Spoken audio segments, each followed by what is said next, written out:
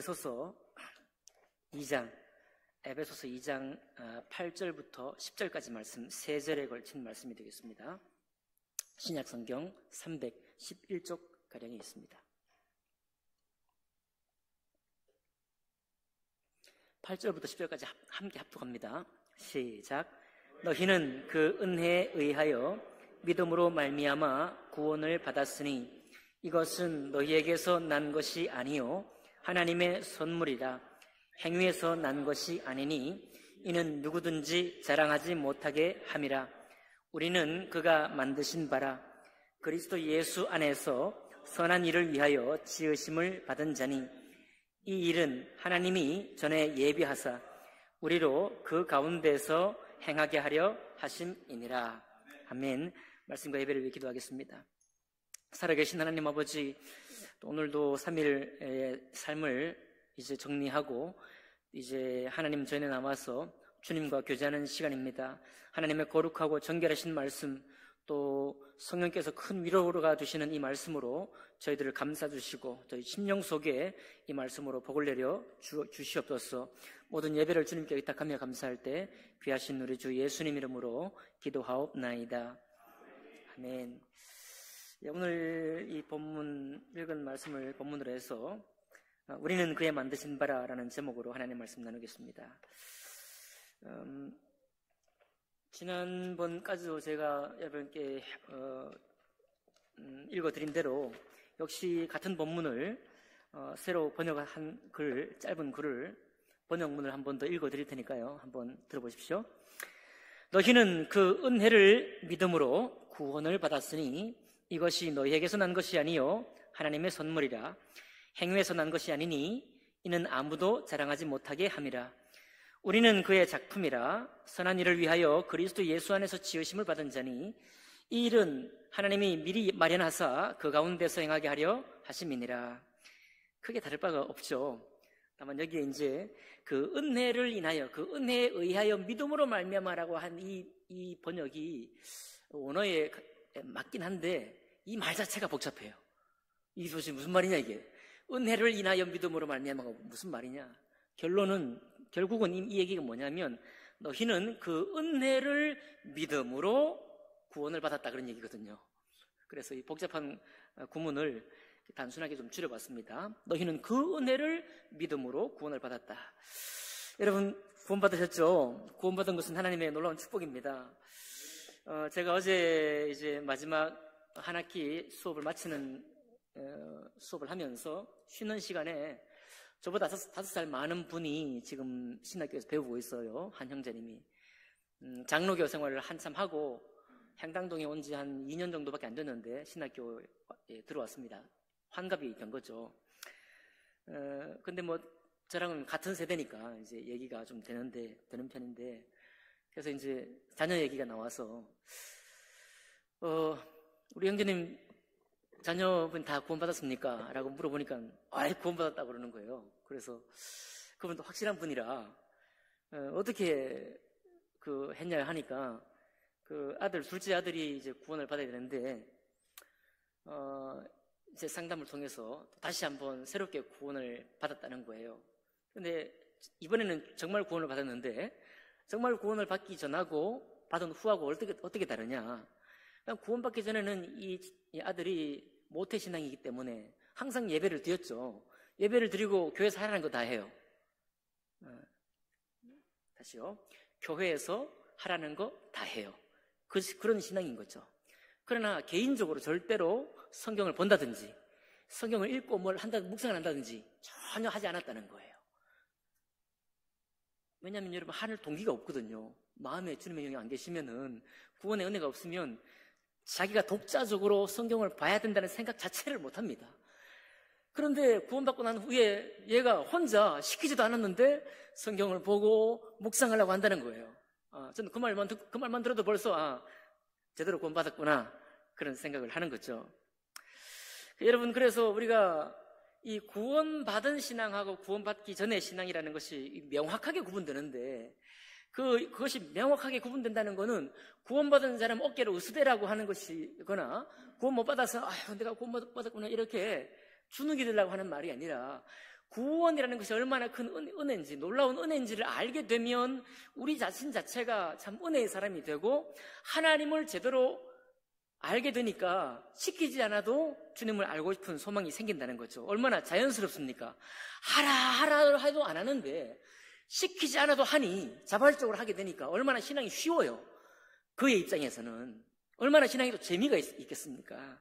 그러니까 구원받는다는 것은 놀라운 은혜고, 반드시 우리는 이런 참된 구원의 길에 모든 교인들은, 모든 성도는 구원받아야 합니다. 제가 여기 우리 교회 와서 이제 갓 전도사 시절에 지금보다 훨씬 더 독했겠죠. 독했을 거예요. 그래서 한 청년하고 이제 공부를 하다가 그 청년이 지금 이제 별일 없으면 영상 예배 드리고 있을 거예요. 어렸을 때부터 교회 다닌 모태 신앙의 형제였죠. 그래서 한참 공부를 하다가 스스로는 굉장히 좋은 신앙인이고 신실한 믿음의 사람이다. 예배 시간에 비록 좀 졸았지만 그렇게 생각을 하고 있었는데, 제가 이제 아마 저기 그 유아실에서 공부를 했던 것 같아요. 공부하다가 이런 얘기를 했다고 합니다. 제가 얘기하기 전에도 예배 시간에 지금 죽으면 천국 갈 수 있느냐라는 질문에 갈 수 있습니다 하고 대답은 했지만 항상 찜찜했다. 항상 마음이 불편했다는 거죠. 여기 여러분들 다 그런 경험 있으시죠? 그런 경험 없는 분이 이상한 분이야. 구원 받았다고 말을 하려고 그냥 좀 그런 거예요. 근데 고3쯤 됐을 때 제가 이랬다는 겁니다. 저도 이거 간증을 보고 다시 확인한 거예요. 제가 이랬다는 거죠. 너 아직 구원 못 받았어. 대놓고 이렇게 얘기했다는 겁니다. 제가 좀 독한 거죠. 젊어갖고 막 열기에 넘쳐가지고 너 아직 구원 못 받았어 라고 또 말하니까 그 말에 충격을 받아가지고 또 화도 나고 말이야. 내가 왜 구원 받아? 지금까지 그러면 내가 신앙생활 한 건 뭐냐고 말이죠. 화를 그러니까 혼자 속으로 부는 나지만 딱히 내가 구원 받았다라고 할 말은 또 없는 거예요.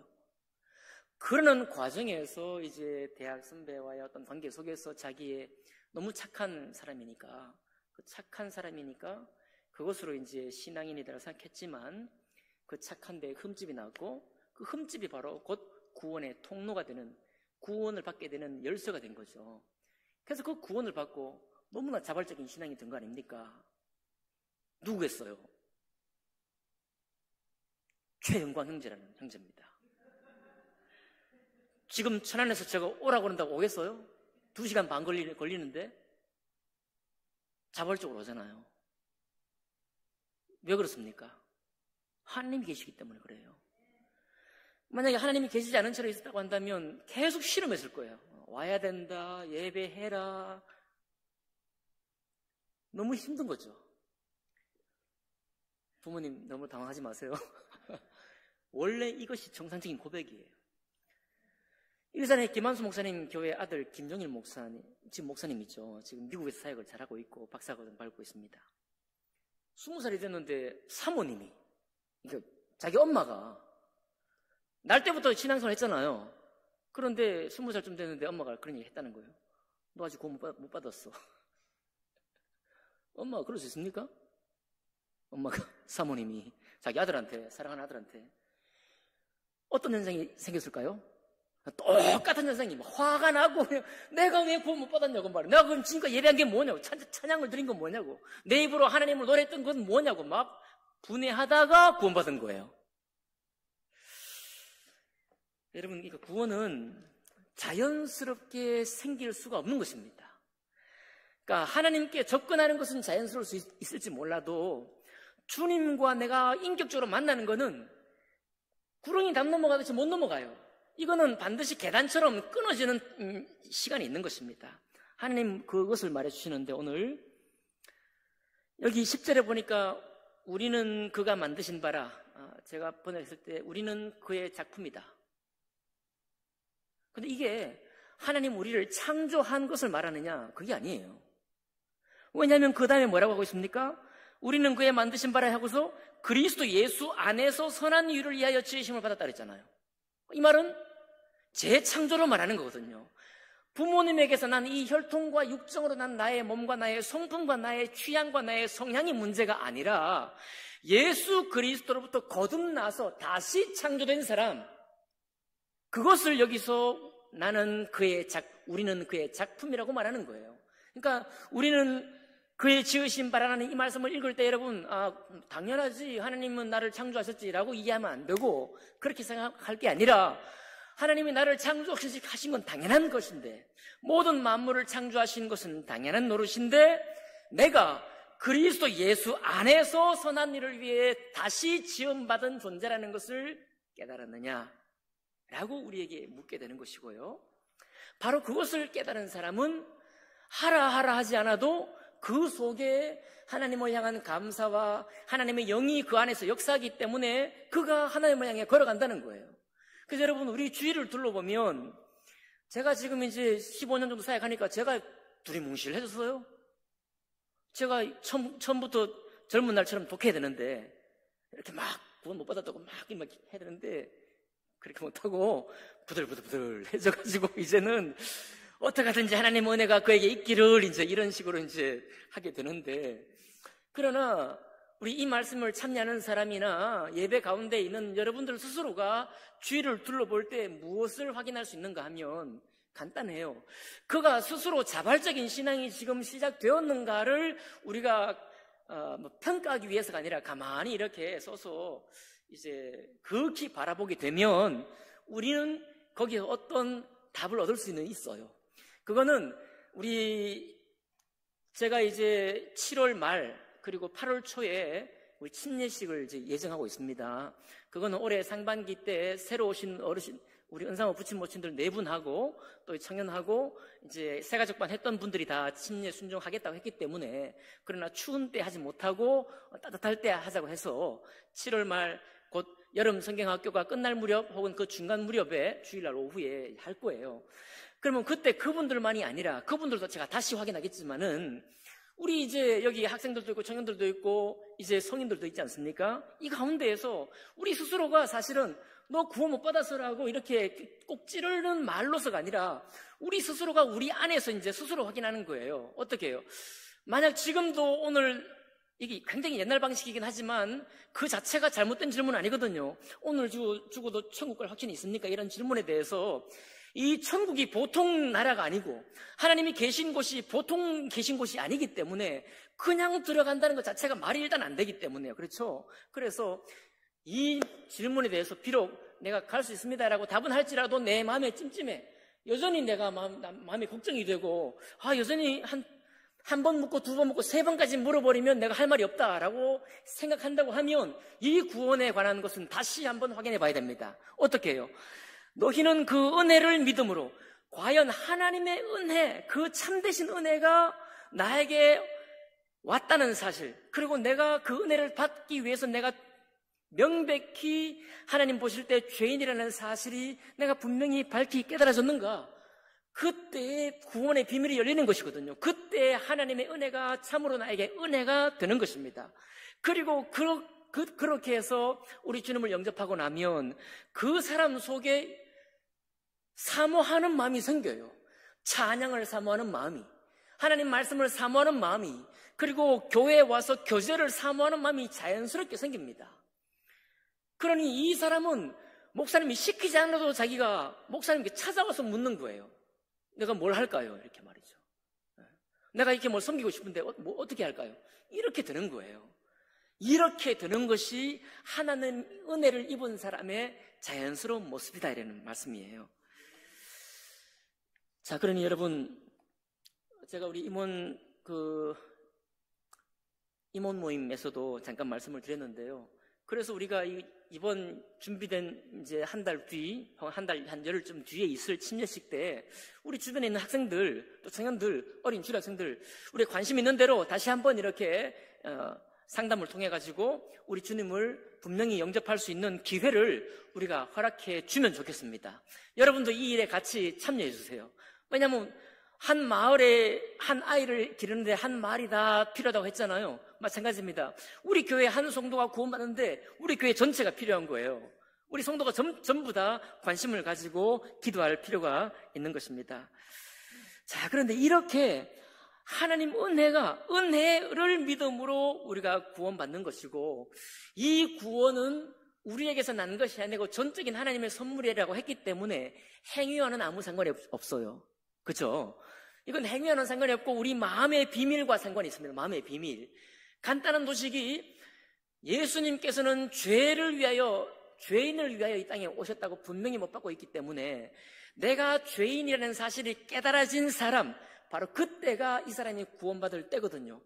참 어떤 사람은 이 자기가 죄인이라는 사실을 깨닫는데 70년이 걸리기도 합니다. 그건 하나님의 주관이에요. 하나님의 소관입니다. 80년이 걸릴 수도 있어요. 그냥 일반적인 죄인은 다 고백합니다. 일반적으로 자기가 죄인이라는 건 다 알아요. 이렇게 아는 것은 지식적인 죄인입니다. 그런데 내가 죄인이라는 걸 안다는 건 뭐냐면 정말 내 양심에 내가 죄인이라는 사실이 콱 찍히는 거예요. 다른 사람 앞에 부끄러운 것이 아니라 주님 앞에 좀 부끄러운 것입니다. 그런 또 부끄러울 뿐만 아니라 약간 괴로움이 와요. 그런 것이 우리 마음에 새겨질 때라야 하나님의 구원이 참된 구원으로 나타나게 된다는 말씀이에요. 이것이 바로 구원의 비밀인데, 이제 오늘 이 짧은 8절부터 10절까지 읽은 이 말씀이 구원만 말씀하고 있지 않아요. 특별히 10절 가니까 어디로 살짝 들어가는가 하면, 우리는 그의 작품인데 그리스도 예수 안에서 무엇을 위하여? 선한 일을 위하여 지으심을 받았다고 그랬어요. 그리고 이 일은 하나님이 처음부터 예비하신 일이고, 그리고 우리 곧 그리스도 안에서 구원받은 사람은 이 선함 가운데 살게 처음부터 계획하셨다라고 말씀하고 있습니다. 그러니까 구원받은 이후에, 은혜의 구원을 받게 되면은 그 이후에 우리가 하는 일이 뭐냐면 선한 일이에요. 그 이후에 우리 속에 역사하는 소망도 선한 일이지만 우리가 힘써 해야 될 것도 선한 일이다, 이런 것입니다. 근데 여기에서 우리가 많이 낙심하고 실망하고 좌절에 빠지게 되는 거거든요. 여러분, 하나님은 우리의 그 잘못된 거, 우리 스스로 자책하는 부분들을 의도적으로 많이 잊어버리시는 것 같습니다. 의도적으로. 하나님이 기억 상실증이 있으신 건 아니지만은 의도적으로 잊어버리시는 것 같아요. 왜 그런가 하니, 우리는 지나간 어제 했던 일, 그저께 반복적으로 했던 일들 때문에 너무 괴로워하는데, 우리 주님께서는요, 제가 오늘도 묵상하면서 이런 생각을 해봤는데, 하나님의 그 성경책에는 각 책들마다 때로는 책망의 말들이 많이 있는데, 또 항상 뭐가 또 따라와요? 소망과 회복과 구원에 관한 말씀이 항상 따라와요. 그러니까 이거를 통으로 그냥 같은 시대라고 읽어버리면 참 너무 답답해지는 거예요. 이스라엘만 봐도 항상 주님이 약속하고 명령하셨는데 이스라엘이 따라가다가 실패하고, 근데 하나님이 징계하시고 난 다음에 다시 또 뭐예요? 소망의 약속을 이루겠다고 또 약속하시고. 근데 이게 한두 번이 아니고 계속해서 반복되잖아요. 이게 뭐 하는 일입니까? 이게 뭐 하자는 노릇이죠? 항상 그 일이 반복만 된다고 한다면 우리가 어디에 소망을 둘 수 있겠습니까? 그런데 참 감사하게도 성경을 통으로 읽으면 이것이 반복되는 것 같지만 사실 이 성경책을 읽는 사람은 다 다른 사람이에요. 시대적으로도 다 다른 사람입니다. 예. 다윗 때에 쓰여진 성경을 읽는 사람은 다윗 때 살던 사람이에요.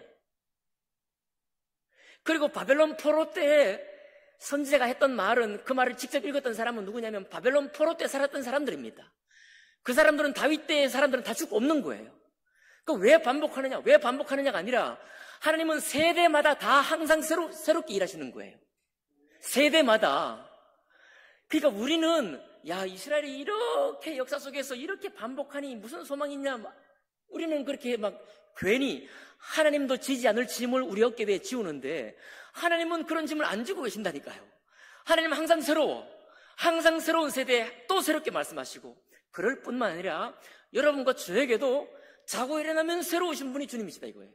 나는 어제 일을 기억하고 나는 어제 일에 매여가지고 괴로워하지만 주님은 단기 기억 상실증, 어제 일을 잊어버리셔요. 그게 여러분 우리 십자가에서 주님이 모든 죄를 도말하시고 어제 일, 오늘의 일, 내일의 일까지 전부 다 기억을 다 소멸하신다는 그 말씀 아니겠습니까? 주님이 뭐 몰라서 그거를 기억하지 않겠습니까? 일부러 안 하시는 거죠. 그러니까 우리를 백지 상태에서 리셋된 상태로, 여러분 컴퓨터에 리셋 아십니까? 리셋 누르면은 지금까지 했던 일이 다 지워지고 꺼졌다가 컴퓨터가 다시 시작해요. 해보셨죠? 이거 리셋 버튼 누르면 그냥 강제로 종료가 되고 자동으로 다시 세팅이 됩니다. 그게 리셋 기능이에요.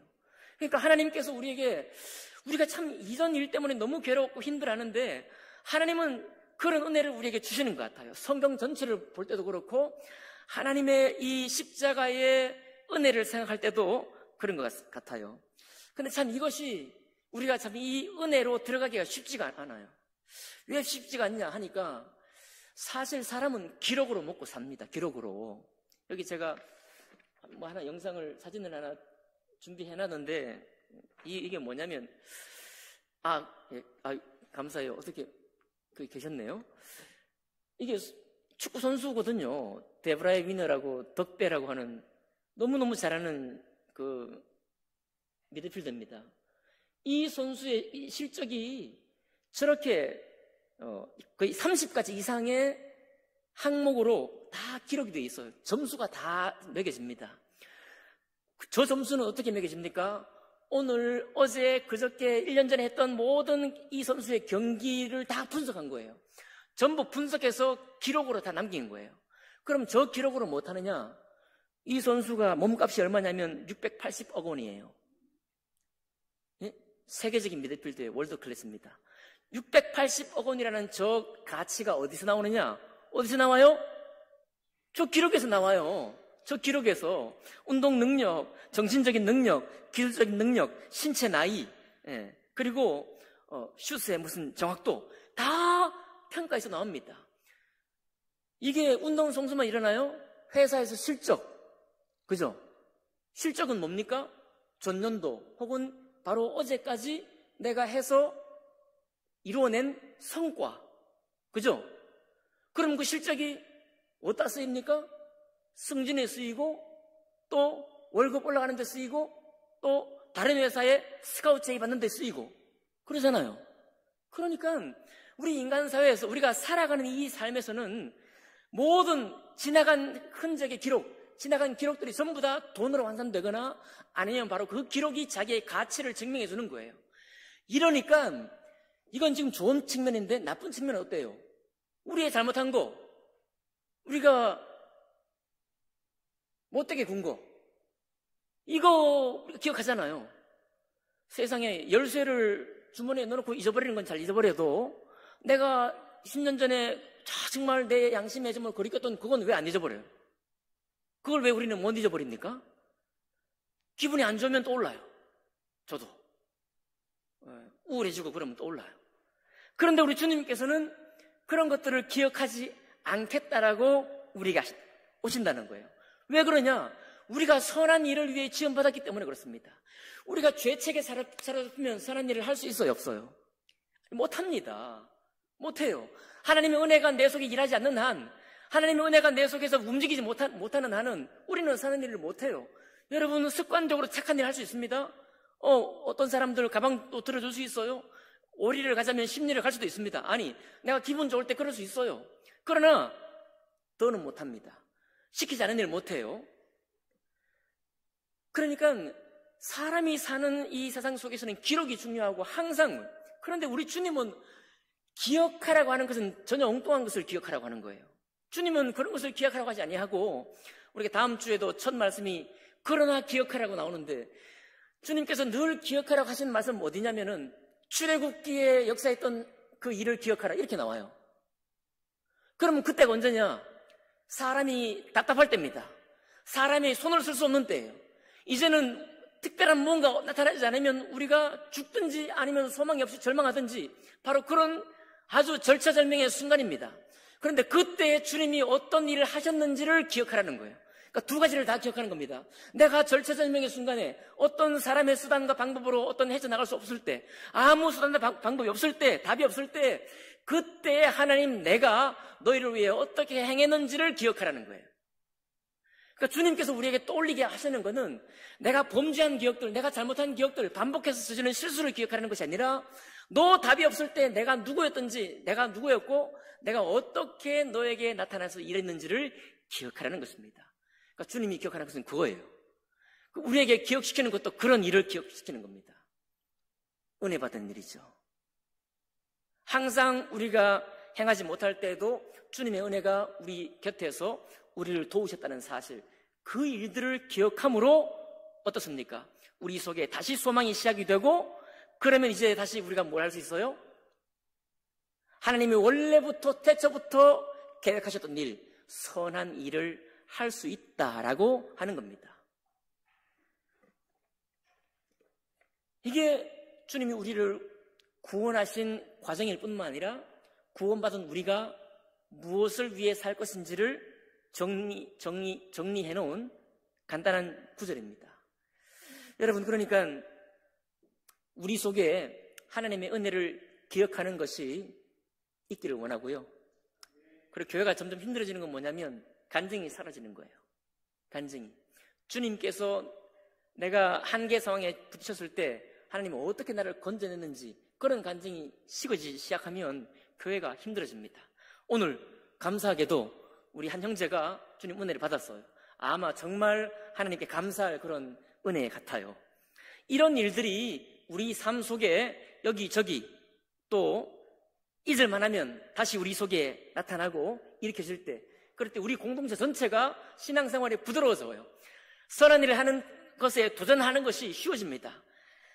내년에 예를 들어서 여러분 우리 몽골로, 미얀마로 선교 갑시다 라고 하면 이거 우리 친구들은 좀 쉽거든요.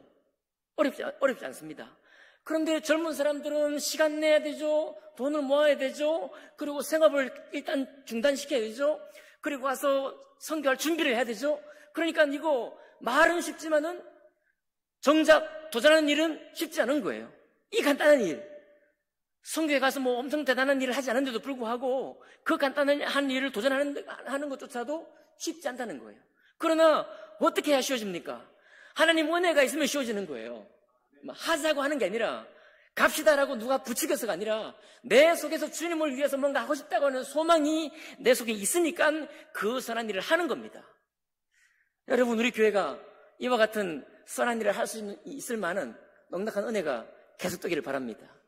우리가 기도할 때 우리 젊은 사람들 모든 가슴 속에 이 은혜가, 구원의 은혜는 물론이고 하나님이 우리 스스로가 자꾸만 과거에 사로잡혀 있고 나의 죄책과 여러 가지에 사로잡혀 가지고 선한 일에 꼼짝할 수 없는 사람들이 있다고 한다면 하나님 아버지, 그에게 하나님이 나타내신 그 일을 기억나게 해달라고 말이죠. 그리고 만약 그것이 없다고 한다면 처음으로 하나님 구원의 은혜보다 더 놀라운 은혜가 없잖아요. 그에게 정말 찾아가 만나주셔가지고 그 속에 주님 하신 일이 얼마나 놀랍고 대단한 일인지, 그분의 은혜가 무엇인지를 알 수 있도록 도와달라고 말이죠. 그렇게 우리가 축복하고 기도한다면 하나님 은혜가 우리 교회에 더해지지 않을까, 그렇게 생각합니다. 여러분, 그러니까 이렇게 보면 신앙은 너무 어렵지 않아요. 그렇죠? 우리가 어렵게 가면 신앙은 너무 어려워집니다. 그러나 자발적인 주님의 역사하심을, 주님의 은혜를 내가 기억하고 생각하는 사람일수록 그가 스스로 하나님의 일을 만들어가고 그가 스스로 하나님의 일에 참여하게 되고 다른 사람에게 영향력을 미치는 사람이 될 것입니다. 우리 교회 함께 예배하는 모든 성도님들이 다 그와 같은 은혜에 들어오실 수 있는 그런 축복이 있기를 주님 이름으로 축복합니다. 기도하겠습니다.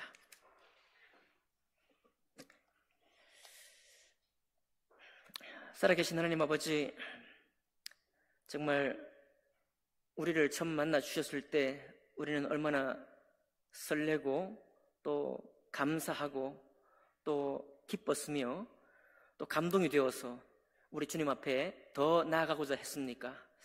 하나님, 이것은 만고불변의 진리요 동서고금을 막론하고 옛사람이나 지금 사람이나 아니 앞으로 올 세대나 변함없이 우리 속에 주실 주님 축복인 줄 믿습니다. 하나님 이 축복이 몸된 교회 위에 때로는 구원의 새로운 은혜로, 때로는 하나님의 역사, 놀라운 기적의 역사, 은혜의 역사를 체험함으로 우리에게 더욱 풍성히 나타나기를 원합니다. 하나님 아버지, 또 좋은 소식 주셔서 감사를 드립니다. 또 특별히 하나님, 이제 주중에 수술을 받으시는 우리 황명수 성도님 하나님의 오른손으로 붙들어 주시고 그 마음에 평안함과 맡긴 자의 그런 안심한 그런 마음을 주셔서 잘 수술받게 하시고 놀라운 회복, 깨끗이 치유받는 회복의 역사가 있을 수 있도록 하나님 도와 주시옵소서. 모든 것 주님께 감사드리며 귀하신 우리 주 예수 그리스도 이름으로 기도하옵나이다. 아멘.